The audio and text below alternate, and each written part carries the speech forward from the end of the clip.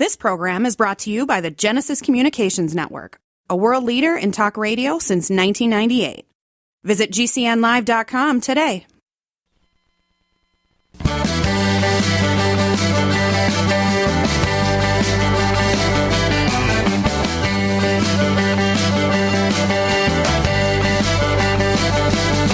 Broadcasting and streaming live all across America. This is Home Talk USA with Michael King, where we will discuss topics pertaining to your home with industry-leading experts. Michael King is a licensed general contractor with more than 30 years of experience in home improvements and the author of Contracting with the King.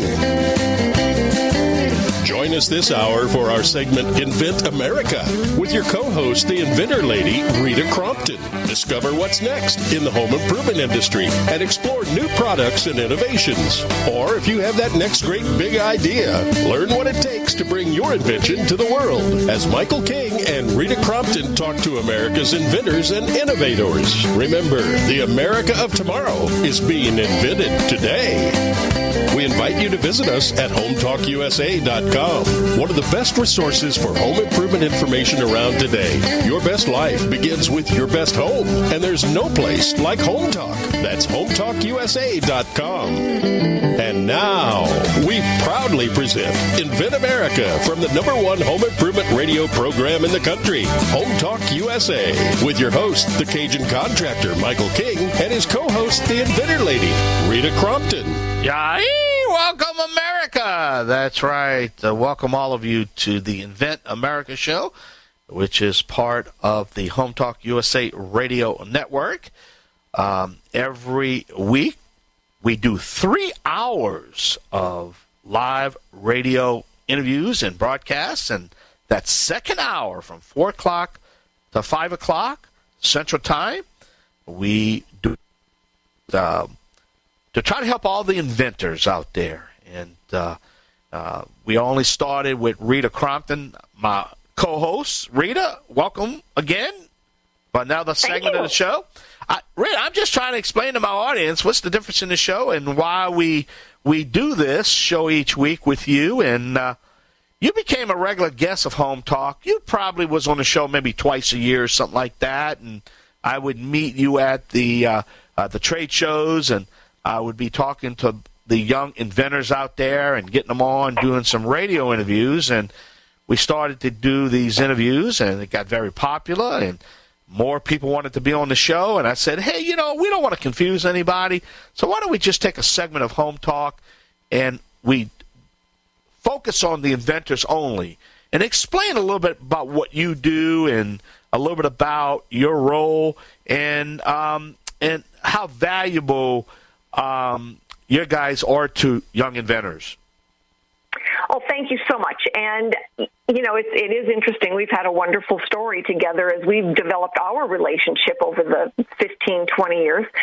And a lot of it is because, when you're talking about do-it-yourself home improvement stuff, which is exactly what you do, a lot of these people come up with a better widget. They come up with a better way of doing something.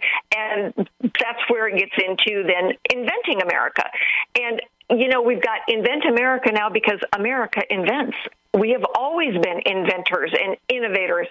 And so when we're talking about then all these little gadgets, and somebody says, well, I'm not really an inventor. I'm not an Albert Einstein, or I'm not, Tesla and all of these, guys that we think historically, I hear Ben Franklin thrown out there all the time with his kite, and it's like, okay, well, don't run out there with a kite and, and a key on the end of it. Yeah. But it's the little things. It's the little things that, you can look down a row at Home Depot and see, 15 different flashlights, and a lot of them will have some new aspect of it that's patent pending or, that's still under a patent protection. And so we look at intellectual property and how do we help the inventors get out there, but it's a lot of times just their cool new way of doing something. So we want to encourage everybody out there, and then our idea of a young inventor is someone who's just getting started as opposed to, someone who's 15 instead of 65. But there are inventors of every single age, from 10, up to, 95. And we get to help all of them get their products to market. And it's not just the product, it's the process, too, also, right? Yes.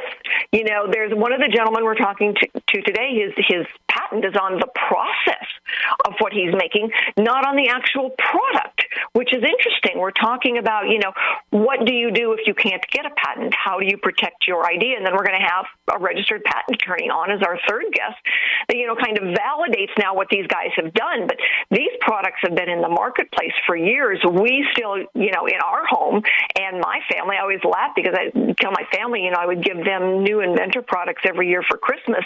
And both Greaseco and Pine Right are gifts that they still get every year in their Christmas stockings or shipped to them or whatever, because they're just, we can't imagine a household without them. But they both had to do it differently. And that's what we're going to talk about today. Now, talk about the other guests we're going to have today before we take a short break. We're going to talk to John Bilby, who invented Greaseco, and we're going to talk to Andre Robb, who did Pine Right. And that's an interesting one because it was made out of all that beetle kill pine out there in the Rocky Mountains. And, wow. It's like, all right, well, here's a bunch of junk that we're going to burn. And Andre goes, no, let's see if we can't make a better hot dog. And he did. Now, he's the one that has the patent on the machine that makes it, not on the product. And I just got done ordering both of these for my Christmas gifts. We also have a patent attorney, right? Exactly. And Jonathan David is a patent attorney out of the Chicago area.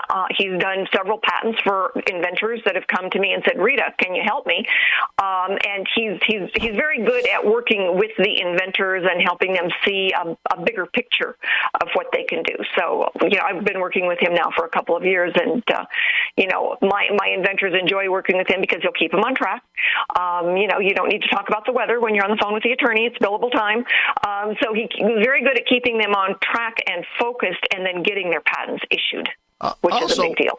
I also want my audience to know that next week we didn't have a show planned, and then I was looking at the schedule, and, of course, I woke up and said we can do a show. So we're also going to have a show next week, right? We are going to have a show next week, and right. It's going to be dedicated to how the service providers, because every inventor needs to use a, pool of service providers. How do we pick the good ones, and how do those service providers help our inventors then? And so that's what we're going to be talking about. And then I think that's going to be our last show for the year, right? And then we're going to come back the second Monday of the new year, right? Absolutely. Yeah. And then that way we're going to do a best of, and you're going to pick some shows. I'm going to pick some shows, and some of the best of what we talked about for the last 3 months, and do a recap. So that's pretty much what we got lined up right now, right? I can't believe we've been doing this for 3 months, and we have gotten a really good rhythm going for our inventors and helping everybody out there say, oh, I've got an idea. So we're going to talk about that as our New Year's resolution that first Monday back. You've been sitting on an idea, do your New Year's resolution, get it out there. And then I think at the end of January we have the trade show, the International Builders Show, the Hardware Show, the Kitchen and Bath Show. All three shows combined together in Las Vegas, right? I think it's at the end of January? It starts January 31st, February 1st and 2nd, and if you are out there and you are patent pending and you've got proof of concept prototypes and are thinking about going, now is the time to call me and say, Rita, I need one of those spots because I've still got about a half a dozen spots left. Well, I tell you, Rita, we got a great lineup this hour, and we're going to take a short break, but tell our audience who's going to be our first guest when we come back off a break. John Bilby is our first guest. He is the inventor of Greaseco. Greaseco, what they do? Greaseco is a cleaning product that is made out of the spices in your kitchen. We could actually spritz it on a salad if we want to. Wow, now that is very, very innovative. It is really awesome. I've sprayed it on my hand and licked it off before and then cleaned red wine out of a white carpet. So it works very, very well. It's amazing the topics we talk here each week and every week. Man, it is. And especially me also being a Cajun chef, I'm going to be really paying attention to this interview, You should try this one, yeah. Yeah. I'll send you some for Christmas. I can put it in my food and clean the counter at the same. Look at the money I'm saving. Oh, wow. I know, right? All right. Rita Crompton, the Inventor Lady. Inventor Lady. This is the Cajun contractor, Michael King. Don't forget, we are streaming live on the World Wide Web at HometalkUSA.com. That's HometalkUSA.com. All right, we're going to take a short break. We're going to be right back.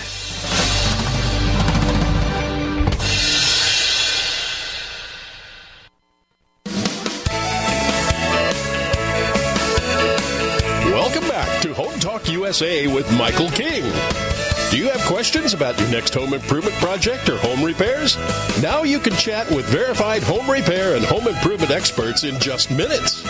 Get the help you need by visiting HometalkUSA.com. One of the best resources for home improvement information around today. Your best life begins with your best home, and there's no place like Home Talk. That's HometalkUSA.com.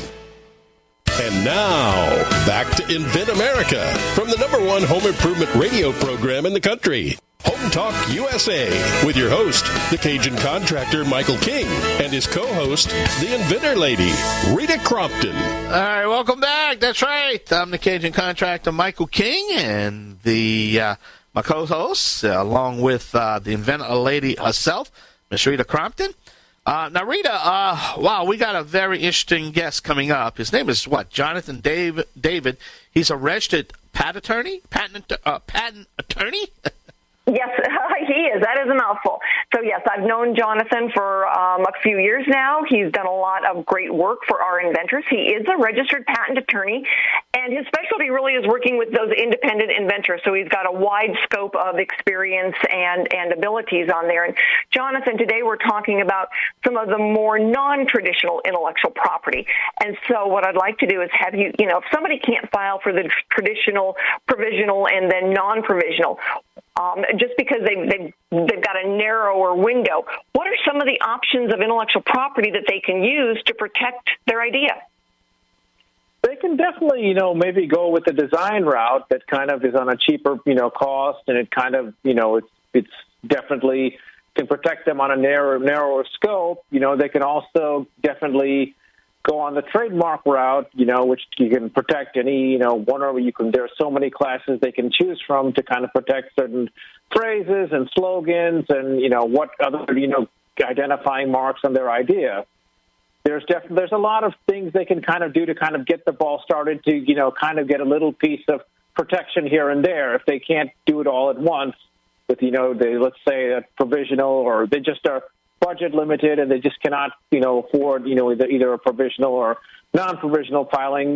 They could, they could definitely have a piecemeal approach of going the design route or going the trademark and also the copyright route. They can all secure a small piece here and there. So they have some form of protection, albeit limited, but limited protection added 3 ways is still a decent amount of protection, I would say. It's better than nothing. My question for you, tell everybody, what is the value then of how does someone keep a trade secret? We had John Bilby on who invented Greasco, and he's used a trade secret very successfully, kind of like the Coca-Cola and Colonel Sanders Kentucky Fried Chicken. Sure. But when someone's got a trade secret, all right, what does that mean, and what do they do to protect it? Rita, that's a great question. It's obviously the topic of a lot of litigation, per se. So generally, you have an agreement with someone not to disclose, this particular trade secret or whatnot. You want to say the original recipe, for example, for Kentucky Fried Chicken, or you want to see the, Coke recipe. There's also, this is a federally protected law that can kind of protect someone, or, if they have an agreement with someone, or also you can have an agreement with someone where you're also federally protected, with regard to this. It is definitely another form of protection that may not be as good as patent protection, but it's definitely, a decent protection that can protect you from an idea perspective, something like a copyright won't necessarily do. So I would. You sound a lot like an attorney. Oh, well, we just weigh our options and we just kind of see what's best for our client, given what they are and, where they stand in the world with regard to their resources. We have to give them the most concise and, detailed plan that's best for them. So okay, so answer this question. Why doesn't a copyright have the same weight as a patent? And I've been asked that question a couple of times. You know, somebody says, well, I don't want to spend all that money on a patent. I'm just going to write it, and then I'll get a copyright on it. Why is it? It's a great. Go ahead. It's a great question. It does give you some form of protection, but only for that particular literary work, per se. You know, another, like artist or inventor, they can have their own version of that same idea. The idea itself that produced that work isn't necessarily protected. So you do get a protection for that, you know, piece of composition or work you've come about, but, you know, I can just, you know, if I was a competitor, I can just come up with my own version of that same idea.